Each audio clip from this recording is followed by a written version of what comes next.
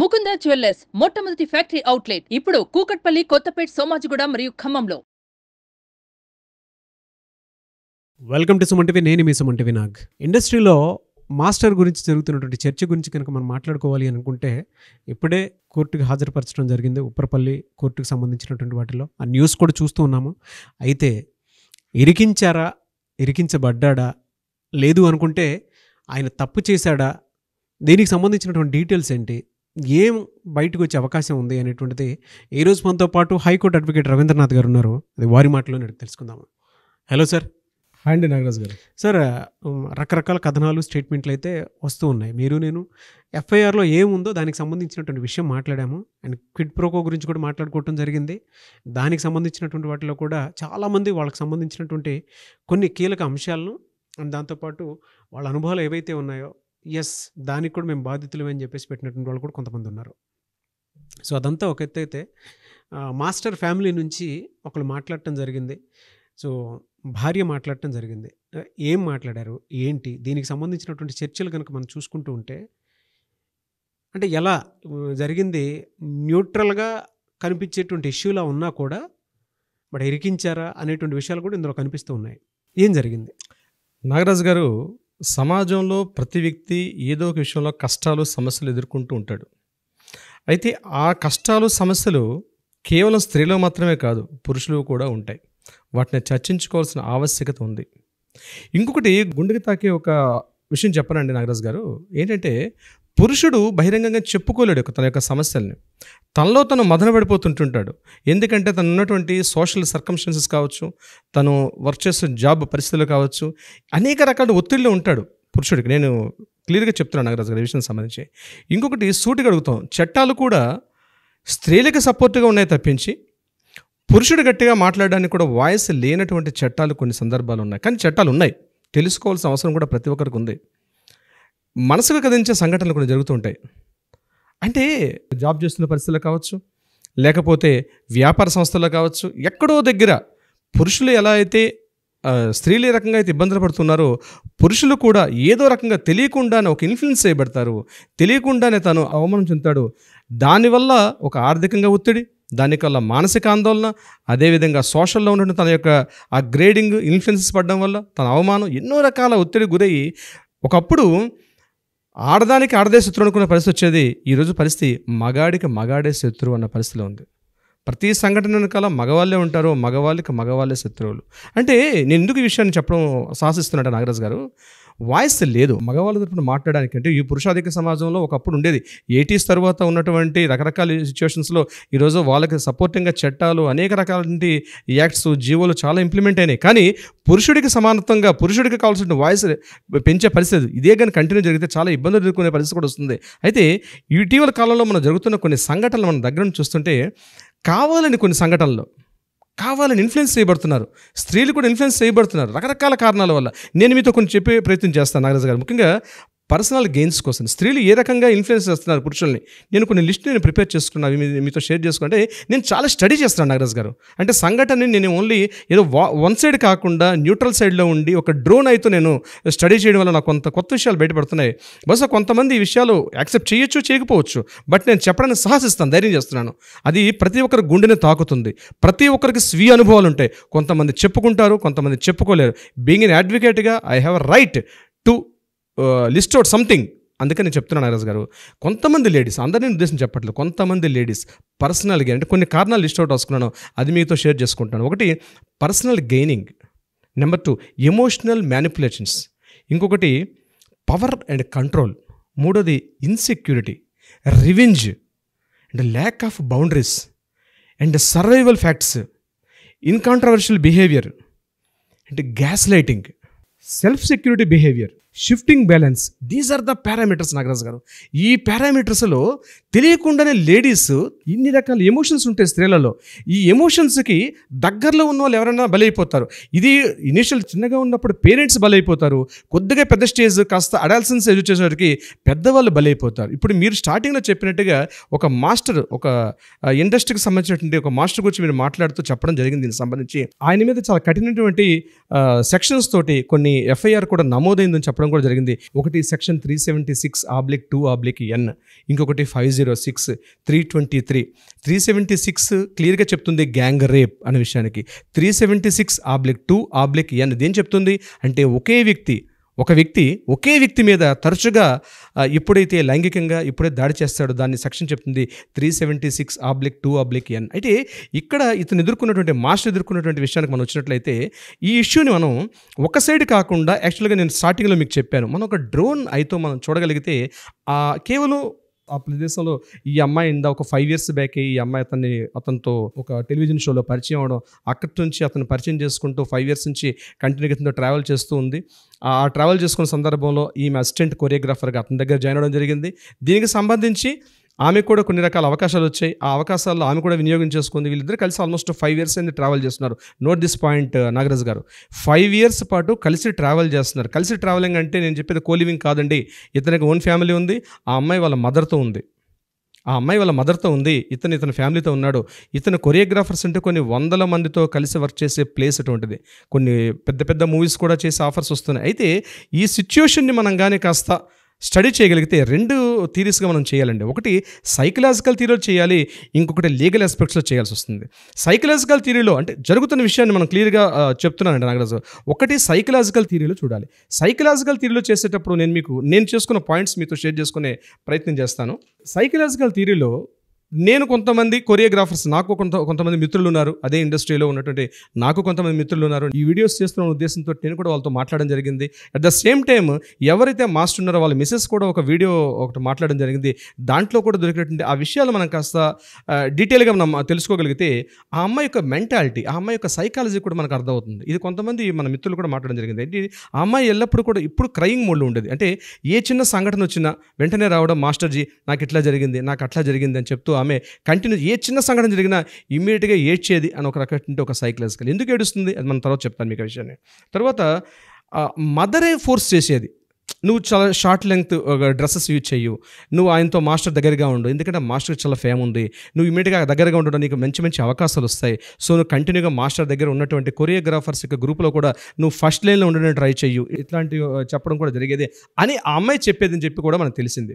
ఇంకొకటి, నువ్వు టాప్ పొజిషన్లో ఉండాలి, నువ్వు చేస్తున్న వర్క్ ఏదైతే ఉందో చాలా టాప్ పొజిషన్లో ఉండాలి. అంటే ఉండడం తప్పులేదు నాగరాజు గారు, డెఫినెట్గా ఉండాలి. ఎవరైనా ప్రతి వ్యక్తి టాప్ పొజిషన్ ఉండాలని కోరుకుంటారు. కానీ ఉండాలని కోరుకోవడం అంటే ఒక లీడర్ ఎక్కే పొజిషన్లో కింద తొక్కి వెళ్ళాలని కాదు కదా. అక్కడ రియల్గా టాలెంట్ ఉంటే డెఫినెట్గా అవకాశాలు వస్తాయి. సో అది కూడా మనం ఒక సైకలాజికల్ పారామీటర్లో మనం చూడాలి. ఇంకో పాయింట్ ఏంటంటే ఆ మదర్ కూడా బెదిరించేదట, నువ్వు ఇలా చేయకపోతే నువ్వు పలానా చోటుకి వెళ్ళు, వీళ్ళ దగ్గరికి వెళ్ళు, వాళ్ళ దగ్గరికి వెళ్ళు అని తని ఇన్స్టిక్ట్ చేసేది మదరు అని ఆ అమ్మాయి ఒక అభాండం వేస్తూ, మదర్ మీద అభాండం వేస్తూ కూడా తన కలీగ్స్ దగ్గర, తన ఫ్రెండ్స్ దగ్గర, at the same time master దగ్గర కూడా చెప్పేది అనే విషయాలు కూడా మనకు తెలిసింది. మరొకటి, మాస్టర్ ఏ హోటల్లో ఉంటే, అంటే వీళ్ళు ట్రావెల్ చేసేవారు చెన్నై, బెంగళూరు, ముంబై ఇటువంటి ప్రదేశాలకు వెళ్ళేటప్పుడు మాస్టర్ ఎక్కడెక్కడ ఉంటాడో అదే ప్లేస్లో అదే హోటల్లో తను స్టే చేయడానికి, ఎందుకంటే ఒక పెద్ద మాస్టర్ ఉండే ప్లేసుల్లోకి వీళ్ళు అసిస్టెంట్స్ ఉండడానికి యాక్సెప్ట్ చేయరు. కానీ దట్టు ఒక ఫీమేల్, కానీ మాస్టర్ ఏ హోటల్లో ఉంటే ఆ హోటల్లో ఉండడానికి ఇష్టపడేది, మాస్టర్ ఏ ఫుడ్ తింటే ఆ ఫుడ్ తినడానికి ఇష్టపడేది, మాస్టర్ ఏ రకమైనటువంటి వెహికల్లో ట్రావెల్ చేస్తుంటే ఆ వెహికల్లో వెళ్ళడానికి నాకు కూడా అటువంటి వెహికల్ ప్రొవైడ్ చేయమని ప్రొడక్షన్ వాళ్ళకి అడగడం. అంటే దీస్ ఆర్ ద పారామీటర్స్. అంటే ఒక అమ్మాయి సైకాలజీ నేను చెప్తున్నానండి. అంటే ఇది ఒక్కటి ఈ అమ్మాయిని కాదు, చాలామంది అమ్మాయిలకు ఉంటుంది ఇటువంటి కోరిక. ముఖ్యంగా ఈ టీనేజ్ దాటి అడాల్సెన్స్ వచ్చే ఏజ్లో ఇట్లాంటి ఐడియాలజీ ఉంటుంది. దీనికి సరైన విధంగా పేరెంట్స్ కూడా కోఆపరేషన్ ఉంటే బాగుంటుంది. బట్ ఈ పేరెంట్స్ విషయంలో వీళ్ళ ఫాదర్ లేరండి. మనకు తెలిసిన ఇన్ఫర్మేషన్ ప్రకారం వీళ్ళ ఫాదర్ లేరు. దట్ వీళ్ళ మదర్దు ఈవిడ ఓన్లీ ఇద్దరే ఉంటారని. దట్టు వీళ్ళు they are coming from the UP. ఇక్కడ లోకల్ మన తెలుగు వాళ్ళు కాదు, బేసిక్గా యూపీ కల్చర్. అంటే నార్త్ ఇండియన్ కల్చర్ సంథింగ్ డిఫరెంట్గా ఉంటుంది సౌత్ ఇండియా కల్చర్తో పాటు. ఇటువంటి సైకాలజీ అంటే నేను అబ్జర్వ్ చేసిన కొన్ని సైకాలజీ ఫ్యాక్టర్స్ మీకు నేను చెప్పడం జరుగుతుంది దీనికి సంబంధించి. ఇంకొకటి అప్లికేషన్ ఏమిటి వచ్చింది అంటే, ఈ అమ్మాయిని చాలా వరకు ఈ అమ్మాయిని ఇండస్ట్రీలో పైకి రాకుండా తను పూర్తిగా డిప్రెస్ చేసేసాడు మాస్టర్ అని చెప్పి కూడా ఒక అభియోగం వచ్చింది. దీన్ని కూడా మనం చర్చిద్దాం.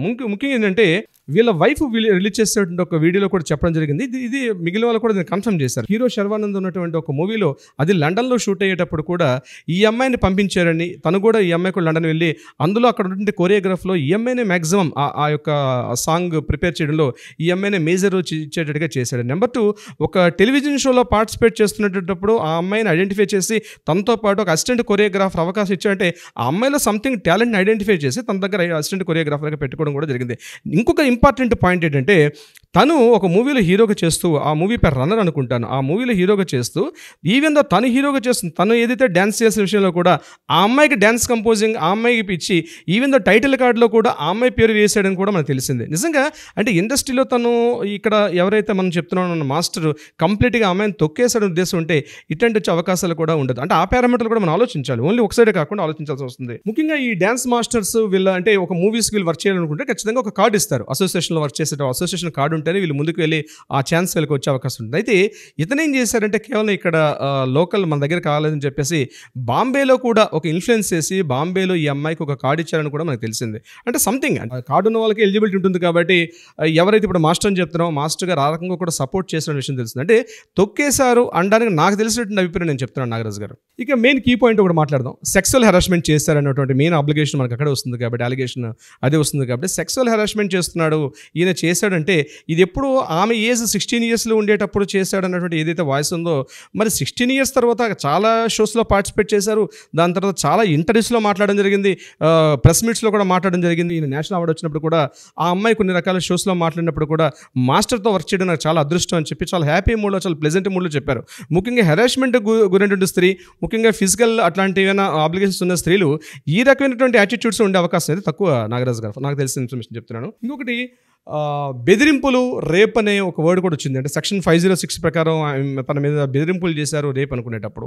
అయితే నేనేమంటానంటే ఇవన్నీ ఈ పారామీటర్స్లో మాట్లాడుకునేటప్పుడు వాళ్ళకి ఒక యాక్ట్ ఉంటుంది, పోస్ట్ యాక్ట్ ఉంటుంది, వాళ్ళు వర్క్ చేస్తున్న ప్లేస్లో వాళ్ళకి ఒక అసోసియేషన్స్ ఉంటాయి. అసోసియేషన్లో ఈవిడ ఫస్ట్ ఇన్ఫార్మ్ చేయాల్సిన అవసరం అయితే ఉంటుంది. డెఫినెట్గా ఇన్ఫార్మ్ చేసి అక్కడ నుంచి ఒక కమిటీ ప్రకారం వెళ్తే బాగుంటుంది. బట్ 4-5 ఇయర్స్ అయిన తర్వాత ఇది ఎంతవరకు ఇటువంటిది కరెక్ట్ అనడం కూడా, ఎందుకంటే నేను అదేనండి ఫస్ట్ ఇండస్ట్రీ వాళ్ళకి చెప్పి దాని తర్వాత ఒక క్లారిటీకి వచ్చి ఈ రకంగా చేసుంటే బాగుండేది అని ఎగ్జాక్ట్లీ ఆలోచన. ఇప్పుడు నేను ఫస్ట్ చెప్పినట్టు కొన్ని మైండ్ అంటే ఎటువంటి ఇంటెన్షన్స్ ఉంటాయి ముఖ్యంగా లేడీస్ అందరికీ ఉంటాయి, నేను చెప్పలేదు, ఎవరెవరికైతే ఇట్లాంటి ఇంటెన్షన్స్ ఉంటాయో అంటే ముఖ్యంగా ఒక పబ్లిక్ ఫిగర్ ఒక సెలబ్రిటీ మీద ఉండేటప్పుడు అంటే ఫస్ట్ కావాలని కోరుకుంటారంటే. మీకు ఎగ్జాంపుల్ చిన్నప్పుడు చెప్తానండి, సైకలాజికల్గా నాగరాజు గారు. చిన్నప్పుడు నాన్నగారు ఇంటికి వస్తారు, వస్తూ ఏం చేస్తారంటే ఏదో స్వీట్ ప్యాకెట్ తీసుకొస్తారు. స్వీట్ ప్యాకెట్ బాక్స్ తీసుకొచ్చినప్పుడు అందులో ఒక స్వీట్ ఇస్తారు, మిగిలిన స్వీట్స్ ఎక్కడ అమ్మ ఏం చేస్తారంటే ఎక్కడ బాక్సులో పెడుతుంది. కానీ ఏం చేస్తారు అబ్బాయి నాకు ఇంకో 2 కావాలని చెప్పి గట్టిగా మారం చేస్తాడు. మారం చేసి ఏం చేస్తాడు, మారం చేసి ఊరుకోడైనా కింద పడి కొడతలాడుతాడు, తను రకరకాలుగా దొరులుతాడు, కొరలుతాడు, రకరకాల అరుస్తాడు, ఏడుస్తాడు, రకరకాల ఎమోషన్స్ ఎక్స్ప్రెస్ చేస్తాడు. చివరికి ఏం చేస్తాడంటే ఆ అమ్మాయి ఎంతో అర్ధగంట గంట పోయిన తర్వాత అమ్మ ఇచ్చిన స్వీట్ తీసుకుంటూ పోతారు. ఇది నేను ఎగ్జాంపుల్ ఎందుకు చెప్పాల్సి వచ్చిందంటే మైండ్ డైవర్షన్ చేయడం. అంటే సైకలాజికల్ థియరీలో ఏం చెప్తారంటే ఒక పర్సన్ యొక్క మైండ్ డైవర్షన్ చేసే థియరీ ఎమోషనల్ ట్రాప్ చేయడం. ఎమోషనల్ ట్రాపింగ్ అనేది మనకు చైల్డ్హుడ్లోనే మన ప్రతి మనిషికి ఉంటుందండి. అయితే పెద్ద అయిన తర్వాత తనకున్న పరిసరాలు దీనివల్ల ఆ ఎమోషన్స్ మారుతాయని చెప్పి సిగ్మండ్ ఫ్రైడ్ ఎప్పుడో ఈ విషయం గురించి చెప్పడం జరిగింది.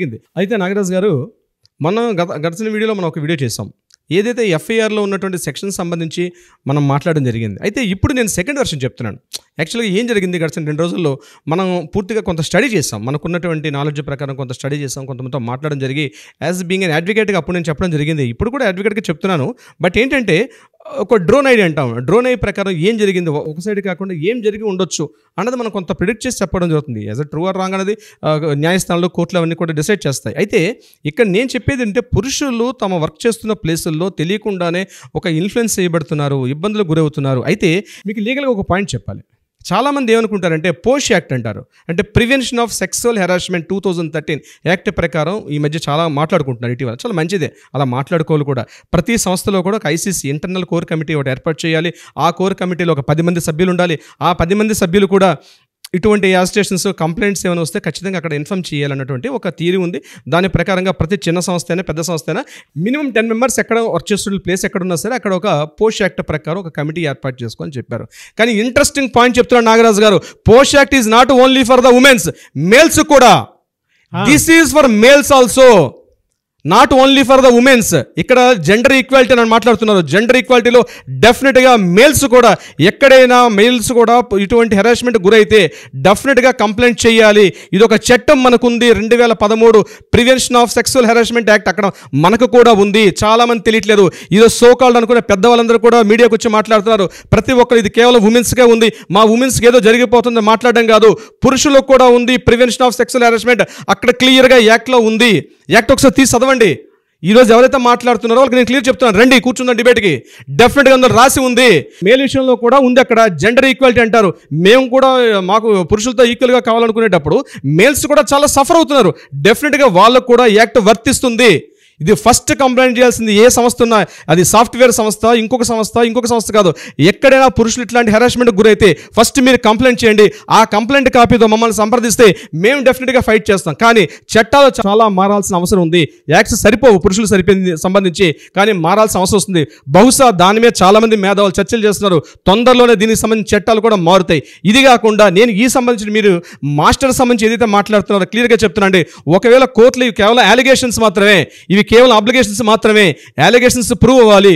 ప్రూవ్ అయిన తర్వాత మాత్రమే శిక్షలు. నేను మీడియాకి చెప్తుంది ఒకటే, సెలబ్రిటీ మీద దుమారైనప్పుడు అందరూ కూడా ఏదో జరిగిపోతుందని చెప్పేసి ఏదో జరిగిపోయింది ఆయన కేవలం ఒక ఆ నేరారోపణ చేయబడిన వ్యక్తి మాత్రమే. అవి ట్రయల్స్ అయిన తర్వాత మాత్రం అప్పుడు ప్రూవ్ చేయబడిన తర్వాతే అప్పుడు అతను నిందితుడు. ఇప్పటిదాకా ఆయన నిందితుడు కాదు.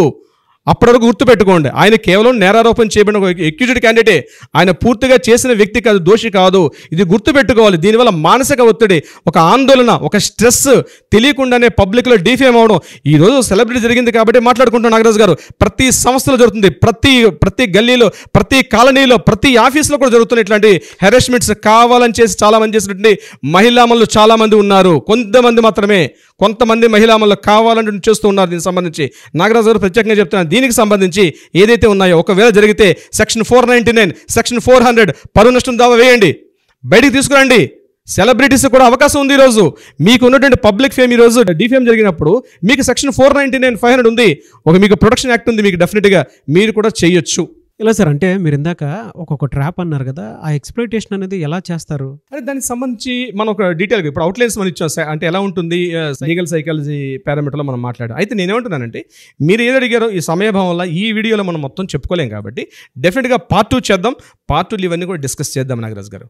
జనరల్గా ఎవరైనా ఎక్స్‌ప్లాయిటేషన్ చేసేటప్పుడు ఏ విధంగా చేస్తారు అనుకునేటువంటి ఆలోచన ప్రతి ఒక్కరికి ఉంటుంది. అంటే మనం ట్రాప్లోకి వెళ్ళిపోకుండా ఉండాలి అని అంటే ఏం చేయొచ్చు, ఎదుటి వాళ్ళ బిహేవియర్ని ఎలా కనిపెట్టాలి అనేటువంటి విషయం కనుక మీరు తెలుసుకోవాలి అనుకుంటే, పార్ట్ 2 వీడియో కావాలి అనుకుంటే మాత్రం కింద కామెంట్ బాక్స్లో డెఫినెట్గా పోస్ట్ చేయండి. దానికి సంబంధించి అంటే తెలుసుకోవాలి అనుకుంటే, ఎందుకంటే ఉన్న వీడియోలోనే సమయభావం తక్కువ ఉంది కాబట్టి దానికి సంబంధించి సో లీగల్గా కూడా కొన్ని పారామీటర్స్ ఆ సమయంలో మనం ఎలా తెలివిగా ఉండాలనేటువంటి విషయం కూడా తెలుసుకోవడానికి ఉంటుంది. సో కమింగ్ టు దాన్ని అంటే ఇలా చాలామంది ఒక్కొక్క సోషల్ హెరాస్మెంట్కి గురవుతున్నటువంటి వాళ్ళు ఉన్నారు. ఇప్పటికీ చాలామంది చెప్పుకోలేనటువంటి వాళ్ళు. మీరు వీడియో స్టార్టింగ్లోనే చెప్పారు, కొంతమంది మగాళ్ళు చెప్పుకోలేరు, ఏడుస్తూ ఉంటారు, బాధపడిపోతుంటారు. అటువంటి వాళ్ళు మిమ్మల్ని పర్సనల్గా అప్రోచ్ అవ్వచ్చా, అపాయింట్మెంట్ తీసుకోవచ్చా? డెఫినెట్గా నాగరాజ్ గారు, కింద మనం ఆల్రెడీ స్క్రోల్ అవుతున్నటువంటి నెంబర్, డిస్ప్లే అవుతున్న నెంబర్ని కాంటాక్ట్ చేయగలిగితే డెఫినెట్గా మనం వాళ్ళకి ఎవ్రీథింగ్ ఈజ్ ట్రూ అనుకుంటే, లేదా ఎటువంటి సహాయం కావాలనుకున్నా, న్యాయ సహాయం కావాలనుకున్నా డెఫినెట్గా కాంటాక్ట్ చేయగలిగితే మనం సపోర్ట్ చేద్దాం. Thank you so much Ravindranath garu. Thank you so much Nagaraj garu. So అదండి, మీకు ఏదైనా లీగల్ అవేర్నెస్కి సంబంధించినటువంటి నాలెడ్జ్ కావాలనుకున్నా, లేదంటే అపాయింట్మెంట్ త్రూ కనుక మీరు మీకు ఉండేటువంటి ప్రాబ్లమ్స్ని సాల్వ్ చేసుకుందాం అనుకున్నా కూడా స్క్రీన్ మీద మీకు రవీంద్రనాథ్ గారి కాంటాక్ట్ నెంబర్ కనిపిస్తుంది. దాన్ని మీరు కాల్ ఆర్ మెసేజ్ వాట్సాప్ చేసి అపాయింట్మెంట్ తీసుకోవచ్చు. అండ్ ఏ దానికి సంబంధించిందైనా సరే అప్డేట్ కావాలనుకున్నప్పుడు మాత్రం డెఫినెట్గా మీకు ఏదైనా డౌట్స్ ఉంటే కింద కామెంట్ బాక్స్లో పోస్ట్ చేయండి, వాటి మీద మేము వీడియోస్ చేస్తాము. Thank you. సుమన్ టీవీలో మీ పర్సనల్ అండ్ బిజినెస్ ప్రమోషన్స్ కోసం కింది నెంబర్కి కాంటాక్ట్ చేయండి.